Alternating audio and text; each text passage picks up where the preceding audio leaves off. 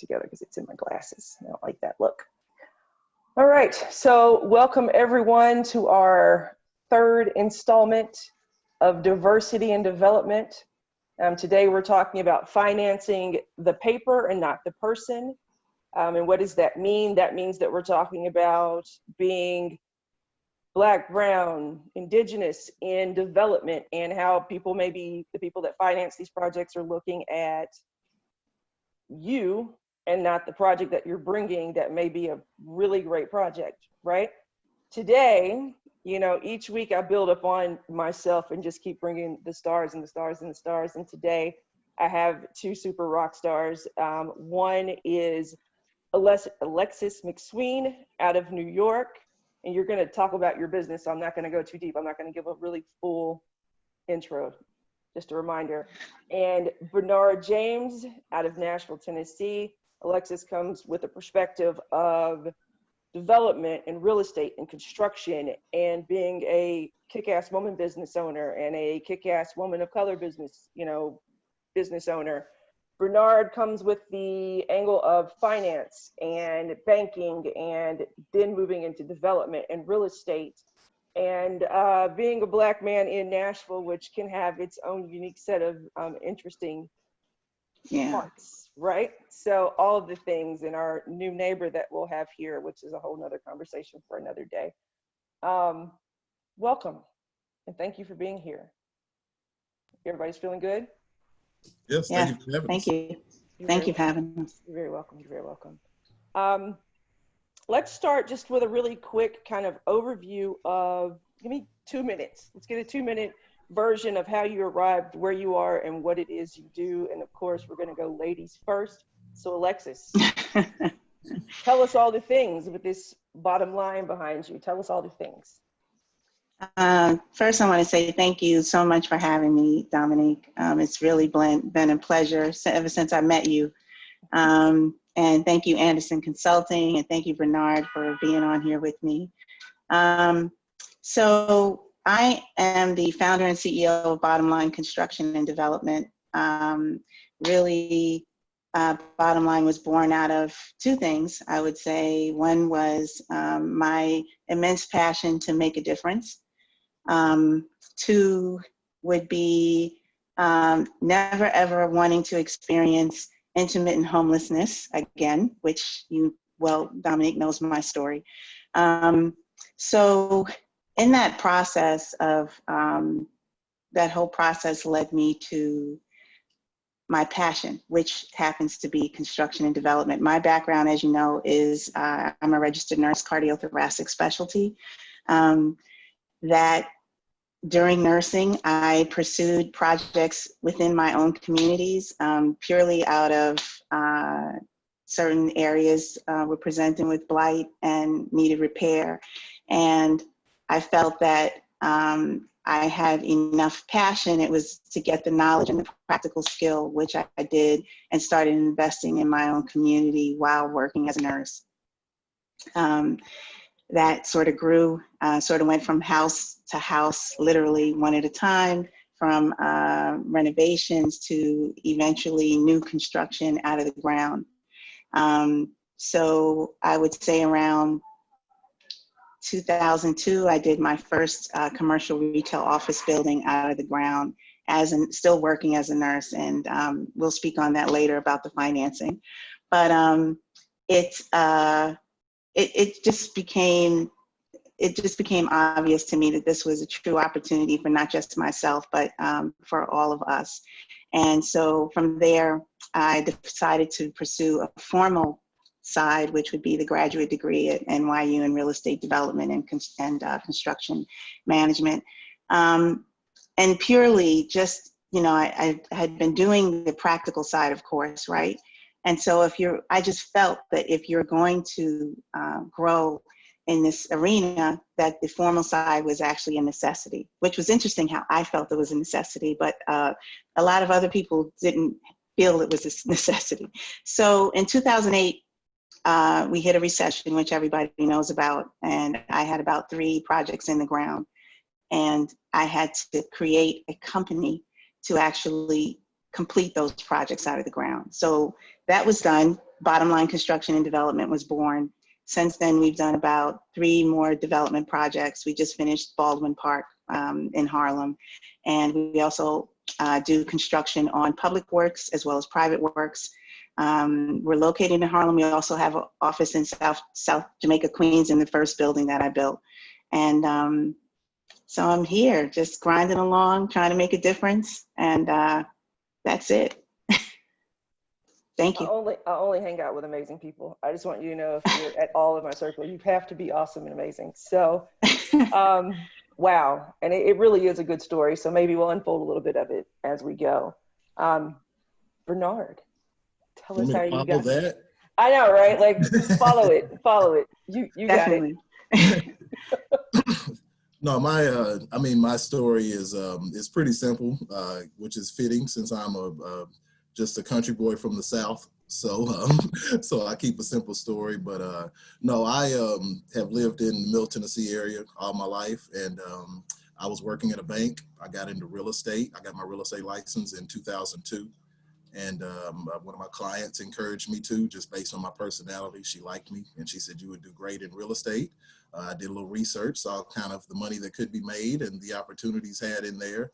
And it was something that I was always into. So I got my license, began to sell real estate. And at the time in Middle Tennessee, there was a lot of new construction, a lot of new subdivisions going up in Rutherford County outside of Nashville and things like that. A lot of new ones going up in surrounding counties.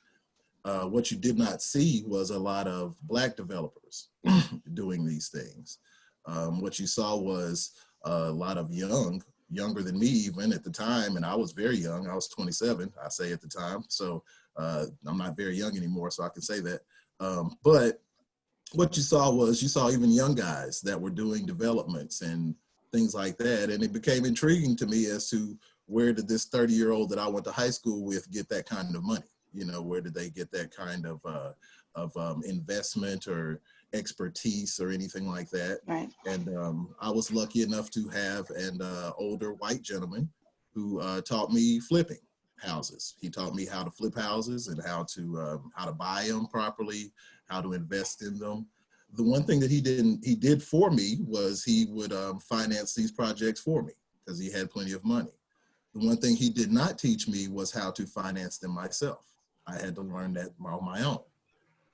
I had a background in banking. As I mentioned, I was working at the bank prior to.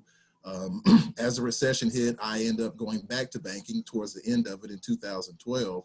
I went into mortgages and commercial loans and things like that. So I started doing those loans and really began to learn the back end process of how a lot of these decisions were made and how that process went, how these things, what they were looking for, what they were looking at, who they were looking at, how these things were getting done. You hear people say, and you find out that it's true, it is easier to do a $5 million project through the bank than it is to buy a $150,000 house for your personal self. But if you're buying that $150,000 house as an investment, it gets a lot easier.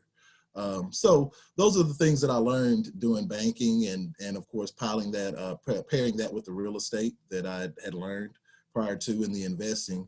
And about 3 or 4 years ago, I decided to backtrack a little bit. I did build a couple of houses in Rutherford County. I kind of accidentally built a couple, but again, did not do the financing on those and didn't know how the financing got in place. I just was a partner in the deal. So once I learned all of that and learned how to finance apartment buildings and commercial buildings and warehouses and things like that, at that point, I knew that the Lord was telling me it's time to use all of this knowledge I've let you accumulate over the last 15 years and start to shape communities. So that is kind of how I ended up where I am. Currently, I'm doing working with a property management company, but also doing my real estate developing and buying long-term rental property. So, You know, there's the adage that says you should never be the smartest one in the room, and I'm definitely never the smartest in the room with the company that I keep, and of course the company today. So when we think about capital, we think about money. You know, my background is in PR, and I was a publicist, and I was a teacher, and I was all these things. And so now the people that know me when I talk about things like capital stacks and all these things that excite me now, it really freaks people out because they go, why do you know any of those words and why are you using them? But capital is important, right? And so I think, Alexis, I'd like to know, we're going to talk about kind of the challenges, but what role with the work and the buildings and the things that you've done, traditional capital, how did that help your success thus far, if at all? Uh-oh, we freeze? I think we froze. Bernard. Uh, Nope. Good. You're there. Can you see me? Okay. Yep. So traditional capital, it's sort of, it's a catch-22, right? Because when you say traditional, I think conventional financing from the banks that we know, the big banks, right? There's so many variables, Dominique. It's hard for the experienced and seasoned developers to get traditional financing. So if they're having a hard time, very rarely does that trickle down to us. Right. But what's unfortunate is, one thing I want you to keep in mind is when you think traditional capital from a development perspective, you have to think time.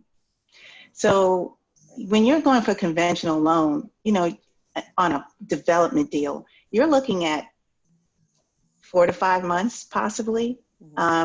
It's a totally, that means money, depending on where you are in the development stage, right? So if you're at the pre-development stage and you put a deposit down on land, you know, a lot of times, and that's why Bernard spoke to, you know, alternative capital and financing, because you don't a lot of times have that time available, because time is money. So every day that goes by, you're paying interest on something.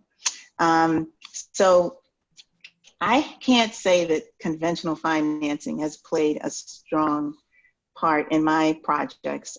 Definitely from a private, personal perspective, as far as us, you know, going for financing, and even then it's challenging, like Bernard mentioned. So I would say that for me, it has not played a major role in my development projects or my rehabilitations. And so I hope it'll change. Right. I mean, that's a great answer. I hope it'll change. There's a lot of variables. I mean, and then as a business owner, if you notice, you know, the criteria, the credit criteria from a conventional perspective versus a non-traditional lender is very different. You know, non-traditional lenders, of course, the interest is 10 times higher, but they're looking at the project. Their due diligence is more on the project. Somewhat of you, depending on, you know, there's a lot of variables, whereas conventional, it's all based on your personal credit, your business credit, your experience, your team. So if you're a developer, it's your team. So they may think I'm awesome, but then I have Bernard here as the realtor and they have an issue with that. Or, you know, oh, well, we want you to interview these other realtors. And so you're coming in with your team, you think, and then by the time they finish, you have a totally different team. Wow. And you get it? Yeah, so, absolutely. So, I mean, those Yeah. are some things to think about. Right. And all the while you're pursuing financing, right? Whether it be traditional or conventional. And I only share this with you because I made those mistakes already. You know, sitting there with the conventional bank, oh, we'll produce this, and then they move the cheese. I say move the cheese. Yeah. And, well, you didn't produce that. Well, you know, maybe another resume. Well, can you tweak it a little bit? Well, we need, you know, 10 years of bank statements. No, I'm just kidding. Right. A few months, whatever, several months of bank statements. You know, well, what was this transaction? So by the time, you know, and at the same time, just keep in mind, at the same time, from the developer perspective, we're not even talking GC yet, right? You're putting, you're motivating your team, because 9 times out of 10, for us, there's not a lot of money involved yet, right? So you. Wait it out. Nope. You're motivating your team. Yes. You're okay. I'm sorry. Nope. Maybe I need to stop. No, that's good. You know what? I'll pin you. I'll give you're giving some really good knowledge and some really good nuggets. And I think that, you know, what I want people to take away from that is that there are varying types of finance, right? So we talk about traditional, we talk about, you know, where everyone may think to start, and we'll open that up a little bit in a second. Sure. But I want to think about, while we're talking about kind of finance, Bernard, with your background in finance and banking and mortgages, like has your view changed at all of the industry, moving from that banking side to now more of the borrower side, right? How has that changed for your view of the industry? Oh, that's a good question. Yes, my view has changed quite a bit from the industry. And it's funny because as Alexis is talking, I know I've seen all of those things happen from both sides of the table. I've been on the bank side of it, and I've been on the borrower side of it. I know how the bank is looking at a lot of these, not all of them, you know, banks change up. As people know, banks change first. They change at a whim. Go into a bank right now and tell them you want to build a hotel. They will probably have security escorted you out the door. You know, it's just right. Banks can change. But, you know, 6 months ago, before COVID-19 hit, hotels were in vogue for banks. They liked them. You had to put some money into them. The changing that they do, things like that, you know, that's something that was big, again, even with COVID, but even prior to that, you can have a deal lined up at 80% loan to value, everything's ready to go, you're about a month out from closing, and your banker sends you an email and says, yeah, we're gonna need another 10% down. Right. Those are the kind of things that happen when you're looking at traditional financing. So that's very possible. So yeah, the lens does change just coming from there and having seen that, because I feel like I know a little bit of the better questions to ask. Right. That doesn't mean they're not going to move the cheese again. That's right. Just because I know Right. a little bit of what questions to ask. And the banker that I'm dealing with, because I used to work at the bank with him, knows that I know what's going on. Right. Doesn't mean they're not going to move the cheese again. Right. And part of it is his fault and part of it's not. Commercial bankers have a loan committee that they have to go through. Right. And two things about that loan committee: they don't know you for the most part. A lot of those guys don't know you because they're on the board. Right. And the second part about that is that if your banker is not in there fighting for you, you know, pushing that deal for you like you would, then it may fall on its face. Right. So yeah, looking at it from a lender to going to a borrower, it is different. And even though you kind of feel like, oh, I kind of know the game and I know the things to ask, I know the things to go in there with, they're going to move things on you. They're going to move things around. I'm constantly asking bankers, what are y'all doing now? What are y'all lending on now? What are you, what kind of criteria are you looking for? What kind of LTVs are you looking for? I don't get caught up in interest rate. Investors, interest rate is one of those relative things. If I can make my money at the end of it, you know, that's kind of a big thing. That's why people like Alexis don't mind using alternative financing. If it gets the deal done and the numbers work, let's get the deal done. So that's a big thing. Just looking at it from the other side of the table. Right. And so thinking of that and just kind of putting together what you were saying just a second ago, Alexis, and kind of what Bernard said, will you tell us about a project maybe that you worked on? You knew it was perfect. Your paperwork was together. Everything was good. And then they kept moving that cheese, right? And so and now we're all going to use that, by the way, just so you know, we're all going to be talking about move my cheese. Right. Who moved my cheese? And so, you know, like, I think it'd be great for us to hear about a project. Like, what was that? And when you realized, okay, I keep moving the cheese, not because of anything other than either because I'm Black or I'm a woman or I'm a Black woman, and we have to be honest about that. And then knowing that, how did you pivot and still get it done? Oh, okay. So I have a few projects I can pull on, right? Sure. But I think let's pull on the first big one that I'm passionate about all my projects, but I was new to commercial retail. This is a small project, you guys. It's 4,000 square feet. I was in my 30s, right? So I was still working, like I told you. It's in South Jamaica, Queens. And I just think this is such a good example. And I think it's you can almost reach out and touch it. So, so I identify a building. It was a small structure, probably like 600 square feet. I lived in the community. So that's very unique. So I think a lot of us develop in our communities, and a lot of times we see developers come in from outside of the community. So I think that really gives our projects something special and something different. But so I'm thinking, okay, I'm going to go to the bank. I had redeveloped all these residential properties. So I probably had about maybe 6 or 7 under my belt at the time, just so you know where I was. These were not ground up developments though. These were go in, gut it out, whatever, right? So I approached the lender.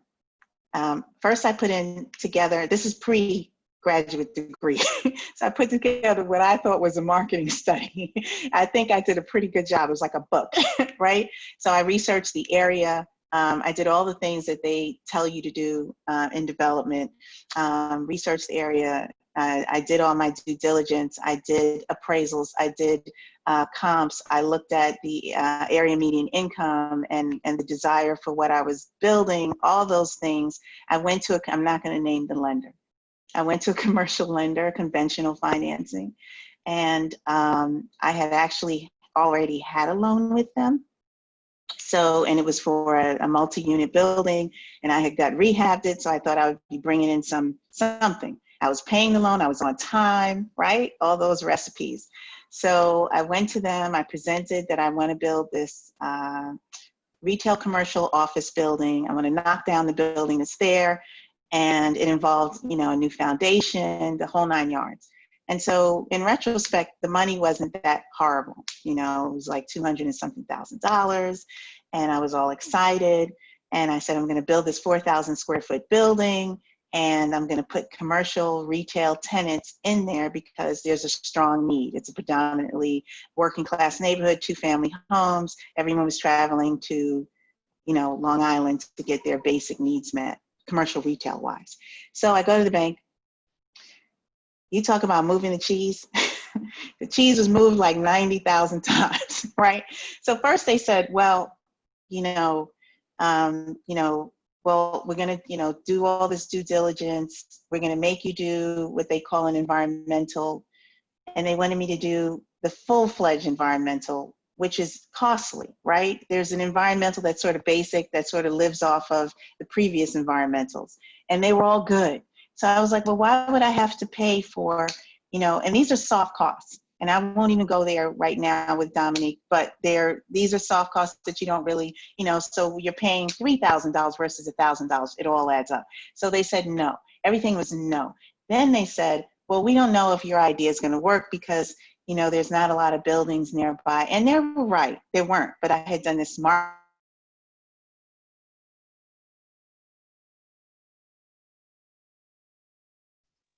It's always fun. Here's game today. And go. Nope. Go. No. Okay. Okay. Okay. There we go. I'm almost. Sorry. I better make it quick. So basically, they said no to everything. And then they said maybe. So this is the part where the conventional banks will get you. This is the time drainer, right? So, okay, maybe we're working on, because you always have that underwriter that's really rooting for you, like Bernard said, but sometimes it just doesn't go that way. So that person is fighting for you and they're saying, okay, well, can you come up with a little bit more money? Well, okay, we're going to give you 65%, well, whatever. And then they finally do the appraisal. So there's a process, and there's a way that you should insist that your project gets, underwritten so that you don't waste time. Mm-hmm. So after all that, after they made you do all that, and after they finally said, okay, we're going to move forward, they do an appraisal. So you're thinking, oh, it's a commercial building, It's going to appraise like even a private homeowner thinks their home is worth more than it is, right? Right. So you're thinking, of course we're going to, it's going to appraise at this. And then they say, oh, well, didn't quite appraise, and it's significant. So all that time you could have been making money like Bernard said. You could have went with a non-traditional lender and already been breaking ground, or at least pulling your permits or something. So now you're sitting there 3 months later, the underwriter is exhausted, right? You're exhausted, you're running out of money. So these are things that actually happened to me. So I wound up going with a non-traditional lender. And remember, I tell you, I'm a nurse. So the lender was a dentist, right? That is fantastic. Yes. So that's how it got done. And it got done in a year. I built it in a year. So I built it and I leased up to people in the community. And that's why lending to us and working with us is different. And it gives opportunities all the way down to the closing attorney, all the way down to who I picked for my title closer, all the way down to who I picked to do the property reports, to which company I chose to do my environmental, to which company I chose. I couldn't pick the appraisal. But the things that you have control over when we talk about making a difference, Right. you can actually make some decisions on your own project. So that's why, and that's where the non-traditional lender comes in as well, because 9 times out of 10, that non-traditional lender might be more money, but they are more flexible sometimes in allowing you to utilize your own team. So I'm going to stop there because I think I went past my time. No, you are fine. You are fine. Now, these are great nuggets. These are great bits of information that are helpful, right, to everyone. Yeah. So yeah, don't ever think that it's not good and it's not helpful. So talking about choosing your path and choosing your line, when we start to think about Bernard and I always talk about the fact that there is every day, it seems like there's a new somebody that has this dedication to diversity, right? Somebody is giving money. This bank has decided they're going to help more Black people, more Black businesses, more Latinos, more this, that, and the third. So, well, that was weird. All right, this, that, and the third. So the question is, Bernard, in this current climate of really like demanding equality and justice, and so many banks are doing all this commitment, how do you think that Black developers will really benefit, and how do we go get that money? What are your thoughts? Well, that is going to be something that we're all going to kind of learn together. And I say that the way that I say it because there's going to be a mix of what Alexis just described and those that really want to get that money out there, but what are the hoops that are going to have to be jumped through to get them? The thing about doing like residential mortgage loans is I can tell people, hey, for the most part, this is what you're going to need to get this house purchased. When you go into a commercial loan, they do kind of set the rules. They can keep moving the goalpost on you based on different things. Funny thing that people don't realize is when you go buy your personal house, it is such a heavily regulated industry. But even when you go in that traditional bank, it's not as regulated on the commercial side. They really do get to make a lot of those decisions. They really do get to move that goalpost on purpose. You know, I mean, they say it's not going to be on purpose. So the question is when I talk to companies and they say, well, we've got this, $10 million that we want to put into low income communities, I say that's great. The question is how are you going to distribute the money? What rules are you going to use to distribute the money? And what is your expectation? What is your outcome at the end? Do you have things in place that is going to see what we've gone through in the past, the issues that we've gone through to get this money, that you're going to alleviate that you're going to clear that red tape? Because it's not that we're not always prepared. Alexis sounded very prepared for a couple of $100,000 that she was getting ready to do. She even spent the money that they asked her to spend. So it's not that we're not always prepared, but again, they see a Black woman nurse who wants to build this commercial building. And so, that's always going to come up in the committee rooms. I've been in those committee rooms. It's going to come up in the committee room, whether it's supposed to or not. Now, they're not going to say it the way I just said it, but that it's going to come up. Still a nurse. We're still dealing with a nurse here. Yeah, she's done 6 or 7 properties. We're still dealing with a nurse. So no matter how pretty that picture looks. So the segue into that is, how do we go get that money?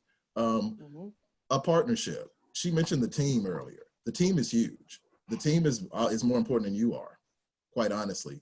You can have a great idea and have zero money in the bank and be in debt, but if you have the right team in place, if you have a partner that has the net worth that can carry that loan, most banks are looking for, if they're doing a $2.5 million loan, they want somebody on there that has a $2.5 million net worth. Keep in mind what I'm saying, net worth. A lot of people look good on paper, Yeah. but they're not heavily, you know, they don't have a whole lot of cash. Right. So things like that. So those are the kind of things, finding an experienced partner, making sure that you are putting together that good team that it is hard to poke holes into. Mm-hmm. I tell people all the time, your aunt or cousin that's the realtor that goes to your church, that's great and all, but do they do new construction? Can they sell 80 lots? You know, can they sell 80 homes? Do they have that experience? Not that you can't involve them in the deal, that's your family. We do want us all to come up. But where is that experienced realtor that you can put on there as a co-list that can really boost your portfolio? And just candidly, a lot of us, for whatever reason, are scared to partner with each other. We don't want to do it. We don't want that other person to get a piece of what we got. We don't really like that guy, so I don't want him in my business. You know, I tell people all the time, I know white men in the city that I'm from that literally hate each other, will not speak to And each work other together. in poker. And I know for a fact 2 of them that just did a $4 million land deal, and they are partnered in on the 359 units that they are building on that land deal. They talk through attorneys. That's right. They don't speak to each other at all. Literally Literally, if they saw each other, they're not going to speak to each other. But their attorneys talk to each other, and they talk to each other through their bank accounts because they each get a check. Exactly. So, Right. but it took one had the land, one had the development experience. It took both of them to make that deal come together, and they didn't let a little thing like the fact that I hate you stop them from making money. So it was, it's very interesting though. So that's how do we go get that money is going to be interesting to see if they are, if their commitment to distribute it is out there. But when you come in with a kind of that perfect plan and you make it really, really hard for them to say no, then you've kind of got you do have a little bit of leverage. Now, having said all of that, I'm a big fan of non-traditional lending. So I'll put in my plug here. I just finalized the partnership last night. Dominique was calling me last night, and at the time I was actually finalizing a partnership with Premier Capital to do non-traditional lending, not only in real estate, but SBA loans, equipment loans, and healthcare for doctors and things like that. But I finalized that partnership because we've got to have more access to capital. We just have to have it in our communities. When people like Alexis are doing her deals and she's in the middle of 3 projects and she's ready to do that 4th one, and she's found a killer project, a killer piece of land that is going to be a great project, she needs to be able to buy that, you know, and she needs to have people that she has access to that she can go and get that quickly, and then still have that background to refinance it or do whatever needs to be done to make sure it's not a burden. There's a process to all of those things that you're kind of juggling as a developer. And the capital is a big part of it. And a lot of times it's just getting it and then managing it from there. So how do we go get it? Strong partnerships are going to be a big thing. Really dotting the I's and crossing the T's, and going in knowing, she mentioned soft costs, going in knowing that depending on who you're dealing with, my soft costs, I may have a little bit different. There are 2 different types of environmental studies, you know, things like that. There's a cheaper one and there's a more expensive one. Appraisals, you know, I have a 5-unit building that they wanted to do a residential appraisal on. And I said, no, it's a commercial building. Right. Do an income appraisal on it. And I got $100,000 more on that appraisal. Little things like that, that of course I know from having that background, but as you're talking to people, networking, you know, learning these things and talking to bankers. I just call them and ask them, hey man, what are y'all lending on right now? What do you need for that? Like, I'm badgering them. Well, why do I need all that? Why can't I just get this before I ever send you one deal? Because before I ever send you one piece of paperwork on it, because let's discuss this. Let's talk about it. It's that sunshine meeting that you hear about in politics. It's those meetings, getting that relationship with your bankers and your non-traditional lenders, and those people like that are in healthcare. They're doctors. There are a lot of doctors who lend on a lot of real estate because doctors don't have time. They have all this money and they don't have time to go do anything else with it. And so they find somebody with some expertise that knows what they're doing, that they trust, that they can form a partnership with, that it's a win-win for everybody. Great sources of non-traditional income. Aside from just hedge funds and insurance companies and things like that, there's so many avenues So we Right. don't need to get hung up on just traditional banks. And I love a lot of the nuggets in here. I hope you all are jotting these down. And by all means, let me say, throw questions in the chat, because I'm going to pivot back. I'm going to just kind of ask one more blanket question, and then I'll take us into talking with you all, talking with our audience that's here today, just to listen and to share thoughts. And so I guess the last question that I would have that would go to both of you all. So we have all these, I personally am working with 2 to 3 different directions of emerging developer, diverse emerging developer academies, right? Literally doing the same thing in 2 to 3 spaces. And I think they're going to have the exact same output. But really what's important is, once we move from, okay, we need to get this academy together, we get the education together, people know, but what advice do you have about being funding ready, investable, right? I think in the social enterprise space, we talk about being investable, or with VCs, we want to be investable. So how do we get these new developers who are going to come online? We're going to roll out, 40 in each city tentatively, right? Like in the next few months. How do we make sure that once these individuals are out, that they're ready to get that investment and they're able to go get that money? Start whoever. Race to the death. Go. I would say, so you're preparing these developers to go out into the world, right? Right. Have they developed before? No, generally they have some sort of professional experience, or they have, maybe they are in real estate, but they've never developed before.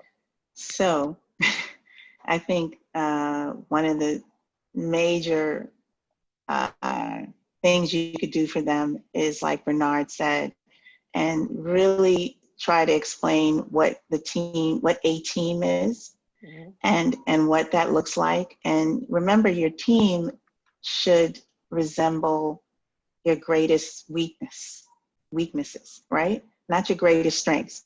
So if you're not a big finance person, then you need to find somebody who knows finance. If you don't like to get your hands dirty, you need to have someone who's willing to get their hands dirty. I mean, we could go on and on and on, but you already know what your weaknesses are, and it doesn't mean anything. It's just not, I don't mean that to say that you're bad. It's just, it is what it is. You don't have time to sit there and try to relearn all the things. You just do what you do best. And I wouldn't even do anything until your team is together, until you get someone like a Bernard, until you even talk with someone like an Alexis, who's done something before, who's done something recently. Like, we just finished our project a year ago. So, because there's codes involved, there's things have changed, environmental issues, safety issues, all those things. So you want to sort of be on top of that. Where exactly are you trying to build? What's the goal, the legislative goal of that area? Is it affordable housing? Is it supportive affordable housing? Is it single family homes? Like, what is the legislative, what are their goals, so that you can sort of be in line with those things? And those are things that they can do before you release them into the world. But whenever you're doing something that, the local government is on board with, then the banks are going to be on board with it. It's just easier. And then the financing piece, do they really understand, you're not going to get any project done 9 times out of 10 without any cash. So you really need to look at your own situation and say, do I have some sort of capital to get things going? And if you don't, I'm not saying that you don't pursue it, but just make sure whoever's on your team has that. Start looking at, before you go out into the world, start looking at the operating agreement. What are you trying to get out of the deal? Are you just trying to get your feet wet? Because then maybe you don't need that much of a percentage back. Maybe you just want to go through the process. Maybe you just want to be able to say that you did this with Bernard and you were successful. Because that's where, so now when I go to the bank and I say, I just finished a 10,000 square foot building, it's a different conversation than it was in 2002 when I was trying to build Merritt. So being able to say, I did this with this person. You know, I built this building with the 100 Mile Fund. You know, it gives you street cred, as they say, right? So if they could just really, it's for us, I think especially for us, it's all about partnerships. And I know, you know, like Bernard said, sometimes, you know, we may be fearful. We're, you know, I don't know if I would agree so much that we're trying to hold on to all of the cheese, but I think it's fear. I really do think it's coming from a place of fear. And the fear comes from what? It comes from not knowing. So that's where fear comes from. So if you could just kind of really get that operating agreement together. A friend of mine helped me through an exercise. He's awesome. Basically, it walks you through a process, and it's simple. It's not expensive. It's like a weekend thing. And you just get with these people that you would like to work with on your team. And you really use stickies, little yellow, pink, blue, whatever color stickies you want, and just jot down, like, what are your goals? What are you trying to achieve? Some people might be trying to achieve legacy. Some people might be they just want money. Like you said, you know, I mean, once you can really clearly get an operating, and you use that, you put all those notes together and you come to an understanding of what each person is looking for. And that's how you form your operating agreement. And then you go look for your deals. I'm sorry, what's the name of it? Is there a name for that, or the process? That's a good, it was just an exercise. Okay. It's all started from my company. As a construction company, we were doing, you know, who's on the bus and are they sitting in the right seats? And so it kind of went from there, like and we literally would sit in there putting seats on this bus. So, and I realized that half the people on the bus were in the wrong seat. And I was like, oh my God.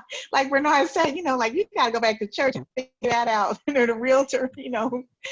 So, and it's nothing. And then you get to really see, you know, Bernard is right. Some people are not where they need to be to participate. You can imagine how I feel, right? So as you're growing, you can't always take everybody with you. Right. And that's really stressful, because you're sitting there going, you know, well, John is my best, you know, he's my best realtor in the whole wide world. And then the bank is like, has John ever done a 10,000 square foot building? You know, and so, but that's where education is important. And so that's where I can give back from an educational perspective, but I have to be this bearer of bad news and tell John, I can't use you right now, but this is what I need you to do so that we can tackle these types of projects. This is what I need you to do.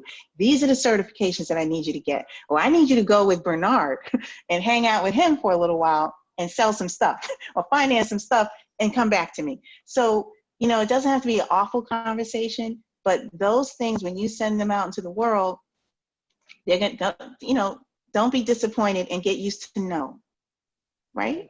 Get used to no. So no matter what we do, right? That no. Okay, thank you. No, no. And still sit there with a smile. No, because everybody's going to tell you no. And then because we don't culturally, we don't have a lot of developers to look to, right? So that's why I went to NYU. So I was hoping, like, you know, I can't look back to Aunt Jane and say, how many things have you developed? You know, it's not impossible, but it's rare. So we don't have those types of role models and mentors, right? Mm-hmm. So it's easy to get discouraged. And not only do we get discouraged, the people that love us get discouraged. I'm sure, Bernard, I mean, I've had times when times are hard and I'm like, I'm going back to the hospital. Like, you know, but our families are saying the same thing. Girl, you were a good nurse. Right. Like a good job, right? You don't have to be crying in front of the building. You know, you found oil, you know. So for us culturally, it really is. That's why I really appreciate this platform, because it's a different conversation. And that does not mean that our family members and our friends do not love us, but they hate to see us struggle. They don't want to see us fail, you know, and it's been that way for hundreds of years for us. So we really have to, you know, stare no in the face and try to, you know, deal with no, comfort our families and friends, and find ways to work together. Like Bernard said, we're not always going to get along. We're not always going to agree on every single thing. We're not going to agree. You might want a different type of facade. I might want stucco, you want brick. The point is, we got to get the deal done. And so if there's financing out there And another issue is our community. So historically, conventional banks were not investing in our communities, and that's what I ran into. So when I bought my land in Harlem in 2014, 15, stuff was selling at $400 a square foot. It's now at almost $1,000 a square foot. So I already knew from doing my homework that this was a good place to invest. Mhm. But conventional banks were not there yet. So you guys, you're dealing with the no's, you're dealing with apprehension from your own families and friends, and you're dealing with the banks that don't want to invest in our community. So now, according to what's happening now, supposedly we have conventional banks and CDFIs that can invest in our communities. So the biggest thing is get your team together, really try to establish those qualities that they have that you don't have, so you can, and get them, even though they're saying conventional financing is opening up, still have those options, those non-traditional financing options. So if you don't have time to sit around for 6 months on land, especially in New York City, while they figure out if they're going to do something. I mean, Right. because if they don't, now you're stuck, right? Right. So that's Great. my 2 cents. Those were $25. That wasn't 2 cents. Bernard, what are your thoughts? How do we get investable and investable ready? Well, I'm gonna piggyback on a couple of things that I really liked that Alexis brought up in that. I jotted down a couple things. Number one, remember when you're talking about new developers coming out of there, there's a couple things that they have to. Everybody comes into this thing and they see buildings, they see real estate, they hear rents coming in, and it's a proud thing, to be seeing a building coming out of the ground. But just making sure people understand there are 1,000 moving parts to what you're doing. And then there's 1,500 more that you didn't even know were going to be there when you get into this. For instance, in real estate, I tell people, if you're in real estate, you're in politics. Whether you like it or not, you're in politics, point blank, period. When you're in real estate, you have to understand financing. Whether you're good at math or not, you have to at least understand it. I'm not saying you have to be that team member that knows it in and out, but you have to at least understand what they're talking about. And like she said, the team, you cannot emphasize that enough. If you're going to be a new developer coming out, you're going to have a strong team. I heard the story of one guy, and his whole thing was his first 2 developments that he did. He walked into the bank and he said, "I am the dumbest person in this deal, period." He said, "Yes, it's my deal. I am the least smart person in this whole portfolio on purpose, because I know I don't know everything that I'm doing." And he paid a premium. He actually had in a construction company that was charging a little bit more, things like that. He had a realtor that actually charged a half a point more, but she was good at new construction. There were little things that he had that he actually paid for to get his first couple of things off the ground. So little things like that. The other thing was being prepared for no. Nobody tells you in these classes, you're going to hear no way more than you're going to hear yes. And that includes everything. That's the land deals you're trying to buy. That's the property that you're trying to buy. That's the banks that you're talking to. That's the investors that you're talking to. That's the contractors that you're talking to.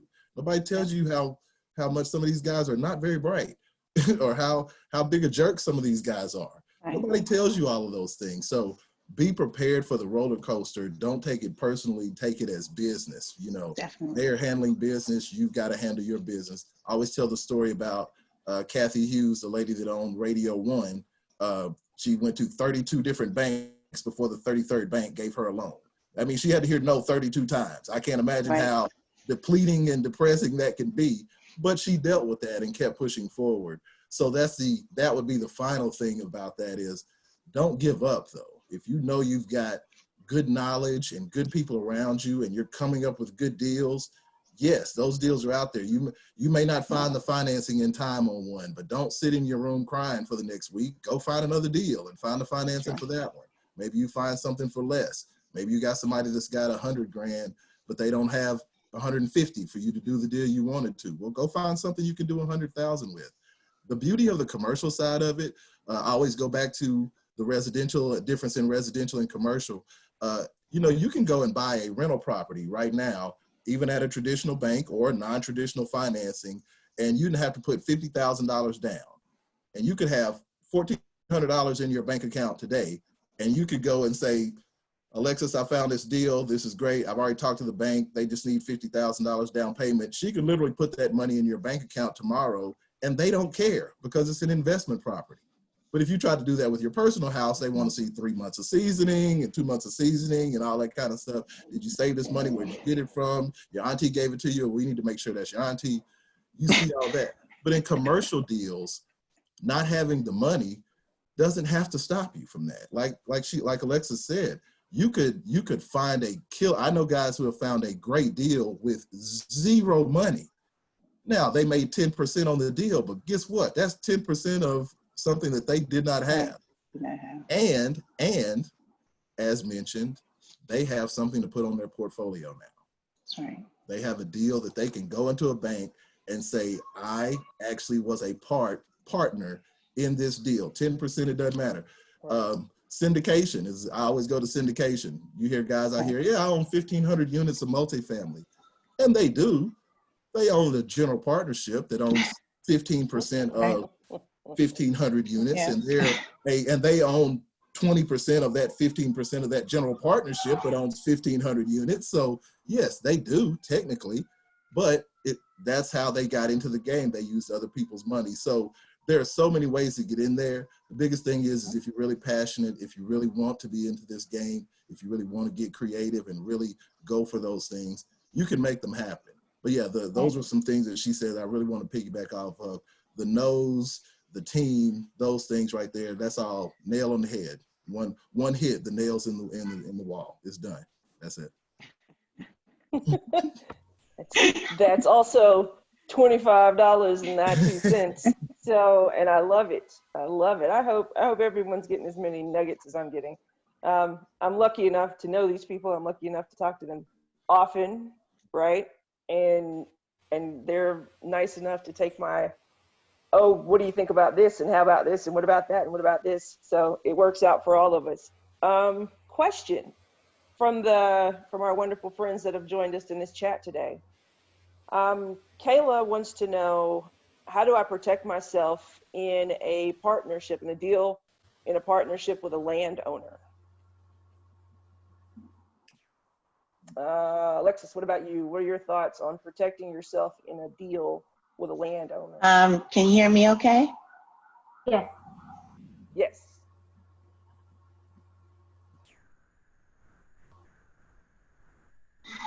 I'm in New York City, you guys. Yes, okay. Kayla, I would say definitely, I hope you have an attorney. I'm assuming you have an attorney. I do. Oh, good. Oh, I can hear you. Okay. So the partnership you're doing, I guess you're going to develop on the land, correct? Kayla? Yes. You're gonna improve the property. And so again, back to the operating agreement. I'm not an attorney, but that operating agreement, is this person, do you know the person?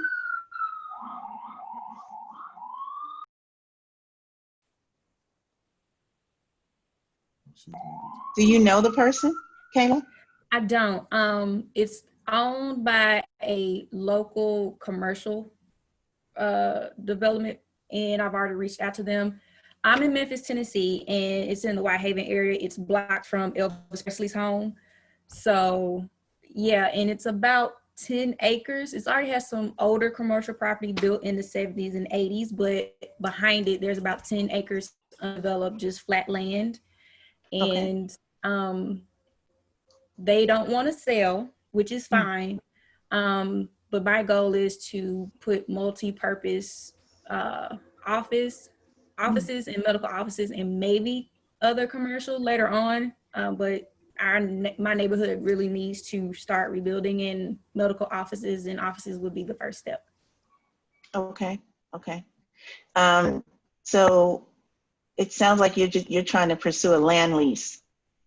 Yes. Okay.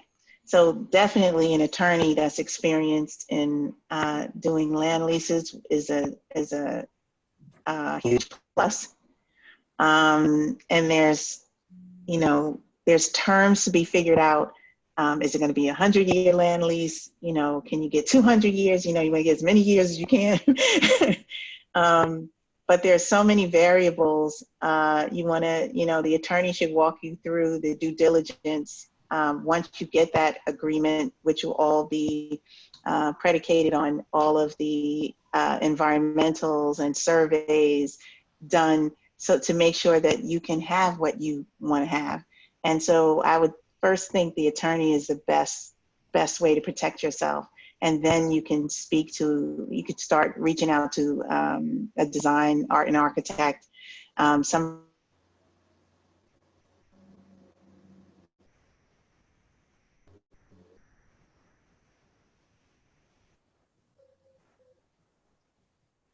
We had a good run. I just heard it froze up. Right. She froze. No, she was Yeah. she was on the right. She's on the right track though. That's definitely you definitely want an attorney handling that. Sorry, yeah, you froze up there. So No, it's okay. No, you can take over. I'm no, sorry, Kayla. No, you definitely and the key Thank you. there, I always say, like for instance, you say, hey, I need an attorney, a commercial real estate attorney. You want an attorney that's familiar with land leases specifically.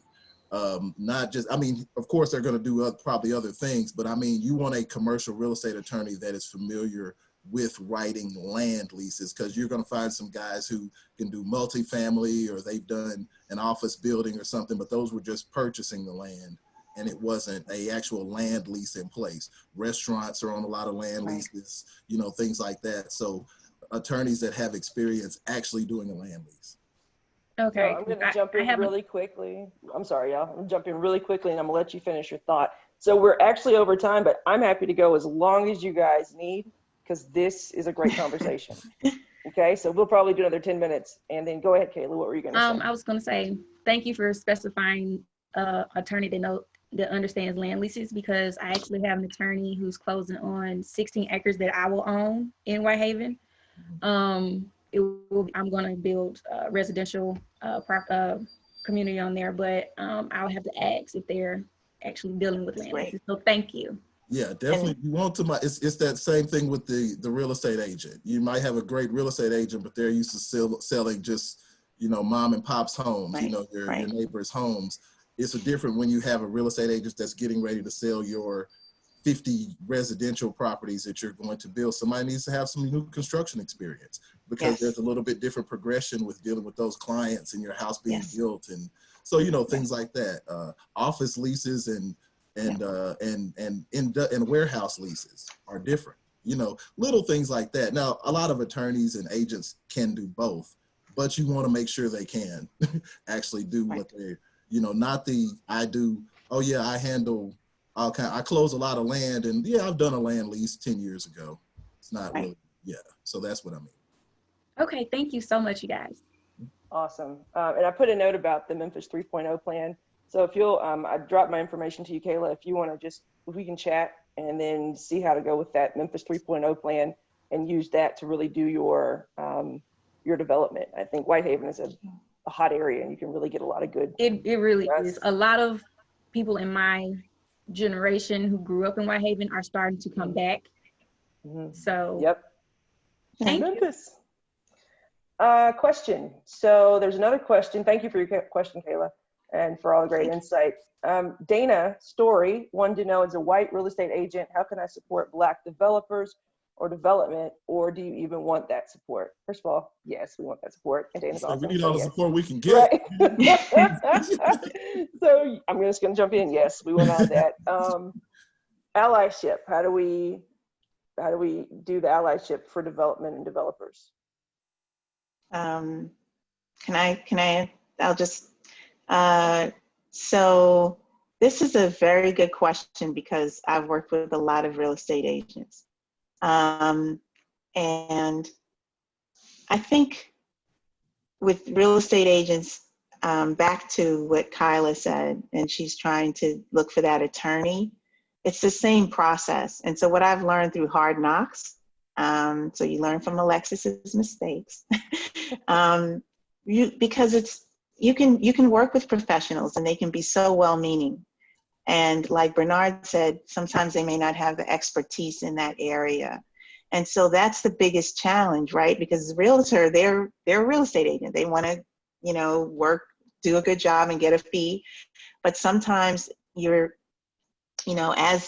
not as experienced, you're dealing with a myriad of professionals that are trying to work with you and may not have done those exact types of projects. So the best thing you could do for yourself in the whole wide world is to try to get a real estate agent that really understands the product type that you're going after, because this is only going to benefit you, just like the attorney. So just try to think in a broad picture of just all of your professionals that you're going to consult, all of your consultants. If you could just, especially in the beginning, if you could just get people that have experience, if you could just get a few references for the product type that you're pursuing, whether it's office, whether it's residential, whatever. You're trying to do a planned community, you're trying to do some ADU, whatever your story is, try to get professionals that have experience in the beginning. Because those professionals, that real estate agent, that attorney, they're all going to have resources that you don't have resources to, whether it be lending, whether it be the architectural team, whether it be the attorney. So because they navigate that space. So if the realtor could just be also, I would say, just honest about what their product type is. So I mean, and sometimes developers, I think, are really optimistic, and I'm sure Bernard has ran into this as well. Developers, they only see the sun at the horizon at the end of the tunnel.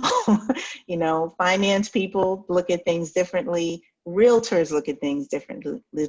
Realtors have their fingers on the pulse of the market. No matter how optimistic you want to be, the truth of the matter is the market dictates what the project is going to be sold for. So I would say, a realtor is they could just be your best friend in the whole wide world. I mean, they could really make a difference. I think knowing, that a small developer, a minority developer, a lot of times, Dana, they don't have the resources that some of the other developers have that you've worked with. And so they are literally doing 90% of the work. And I'm not saying that in a way from an ego perspective that developer is like, oh, I can do everything. They literally have no choice. So even though they were saying no before the pre-funding, so they say when you're developing something and you're building something and you happen to be minority, they're saying no from the beginning to the end. So yeah, that sellout is so super important. So I think honesty and really just sitting down and having real honesty and conversations about where the market is and how timing is important so I just think the honest conversations would probably be the best way that you could work with developers of color. Excellent. And I'll jump in real quick. I'll take it from a different approach real quick too. Access. Having access to properties for Black developers is not easy because so many white agents have a Rolodex of friends who they can call or things like that, or they've got a friend that knows this big time builder who they play golf. Their dad plays golf together, so they can call them. We weren't allowed to play golf in a lot of those places back in the day, so we didn't get those relationships, just to put it bluntly. So we don't have that Rolodex where we can call those buddies from college, that did those things. So having those properties, especially when you're in our communities, and I say that especially when you're in our communities, because we have like North Nashville here, and there's a lot of building going on, a lot of developing by a lot of white guys, and they're getting the property, and it's a lot of white agents feeding that to them. My only issue with that is some of those agents know me, and they know that I'm looking for that property too. So that that makes me feel some kind of way sometimes, you know, because you could have called me just like you called that other guy. So yeah, having that access and understanding that that is something that we deal with. But let me flip that real quick, not just calling me when it's a property in the Black neighborhood, also calling me when there's a good opportunity in Green Hills, In any neighborhood, right? in Brentwood, in those other neighborhoods, basically putting me at the forefront of your list, also recognizing Right. and understanding, like Alexis said, the issues that I go through trying to find these properties. So that's a great way that I think you could be helpful, is doing that and encouraging folks to do that, putting us at the top of those lists, especially when you've got somebody like Alexis that you know is going to perform. She's got the portfolio. She knows she's going to do what she said she's going to do. One thing with any agent dealing with somebody new is apprehensive. That's right. White, black, whatever. If they don't feel like they're going to get their commission as an agent, you're like, hey, I don't know if you got the money, buddy. But you got good folks. Once you've got those good investors, developers that you know you can deal with, count it all in. Black ones, brown ones, it doesn't matter who they are. Put them all at the top of that list and give us all that same bite at the apple. And that would really be beneficial. Awesome. And Dana, also keeping off of what Bernard said, if you know any type of good partnership, so when you're meeting these developers, I think that would be a tremendous asset. So if you bump into another developer that's interested in similar properties, and it doesn't always necessarily have to be happening tomorrow. So it might not benefit you tomorrow, but if you put those people together and get them starting with a conversation, you know, you just send them out into the wilderness, and hopefully they'll remember you for that, and they'll be committed to you. I mean, I'm, you know, maybe to a fault, I've been committed to certain realtors, you know, you just develop that rapport. But I can tell you for sure that would be a huge benefit for new or smaller or minority developers. Absolutely. Thank you. I'm in Nashville as well, Bernard. So, So you know the neighborhoods I'm talking about. Yes. And that's, you know, I mean, I lived in 12 South before it became 12 South. I bought here 2005, 2006. And hey, I used to live on the corner of 9th and Carruthers in that duplex. Right? I'm on 11, like right where Waverly Belmont. Yep, I lived in the dead end, and then they opened it up for the school. So that's Had I known they were going to build two $600,000 houses on my lot, I'd have kept it my damn self. So, right. Well, but that was the thing, is like, so living here, I was one of the only white people on the street. I loved my street. I loved my neighbors. It was a great neighborhood. And then one by one, I saw them get picked off and, you know, preyed upon by developers and people being, you know, people telling them they weren't wanted in the neighborhood. It's changing. And that just, it pissed me off. And, you know, I thought that's not right. Like, and so, I mean, I've held on to my property. I've developed it myself, you know, but it just really, I would love to be able to help my neighbors more. You know, I want to, you know, if they want to stay in their home, then they should be able to do that. And I hate to see that predatory development happening. You know, development's going to happen, but I don't think it needs to be at the expense of neighborhoods. And, you know, I loved my neighborhood before it was gentrified. And, you know, so I think however I can be a real estate, like a realtor that has a positive impact and not, you know. No, Dana, that's important. I appreciate that, because that's important. I always talk about, because we do talk about development and gentrification, and we forget a lot of times about those people who just want to stay in their home. Right. You know, who just want to get it fixed up and just want to live there, but they just don't have the resources to do that. And that's where people like Dominique are good with finding those funds, those programs that are out there to help folks out there. But being an asset of knowledge for people like that as a real estate agent is going to help you, knowing that there are more than one ways to just, maybe we can keep you in your house, as opposed to me just calling developers to come tear it down. But again, if they say, hey, no, I want to sell, like I consciously sold mine to a developer. I just would have done it myself if I'd have known that's what they were going to do. But again, And at the time, I wasn't ready to do that. I just would have kept it and done it later. But again, if you're gonna, if somebody does want to sell to a developer, keep in mind, there are a lot of Black developers out here, and you might not know them all, but you now know me, and you know Dominique, and we know several others, and they know a couple of more that I don't know. And let's get that word spread through them, because there are guys with deeper pockets than me that are Black and brown developers that can come in and take down 12 South. I can't do 12 South right now. I don't have that kind of money. So, I'm gonna have to get a loan from Alexis to do that. But, but again, there's a network of us that can get that stuff done if we know those things are out there, but usually we never get an opportunity. So. Okay.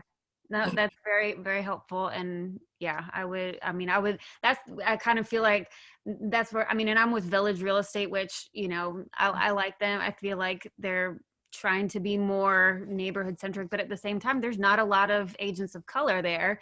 And so, I would love to see more Black and brown agents, developers at Village and working on these projects and being a piece of that. And I don't know, so however, I feel like I don't know where to start because I don't know those developers in those communities yet, but I'm trying to figure that out so that I can be an ally, supportive, however. Well, we're working on Mark Deutschman too on another in the ULI group. So we're trying to work on him too. But okay. Yeah, I know Village very well. Tell Shantae and Yolanda I said hello. That are like the only two. She's in my accountability group that I just joined, and she's awesome. I'm gonna jump in here, guys. Sorry. I'm gonna jump in. Sorry. Yes. Y'all connect. I'm gonna connect you guys offline. Everybody's gonna connect. It's gonna be great. See, I only know great people. I know Dana. Dana's great. One of my faves. One of my favorite humans. There's a lot of my favorite humans on here. So what we're gonna do now, because of time, listen, I know when these things pop in my head and we put these together and I have a team that says, this is awesome, this is what happens. So we're way over time and I love it. And we could all go all day. I think there have been some nuggets. I'm gonna wrap us here. I've dropped Alexis's link tree in there. She also is kicking off she's already kicked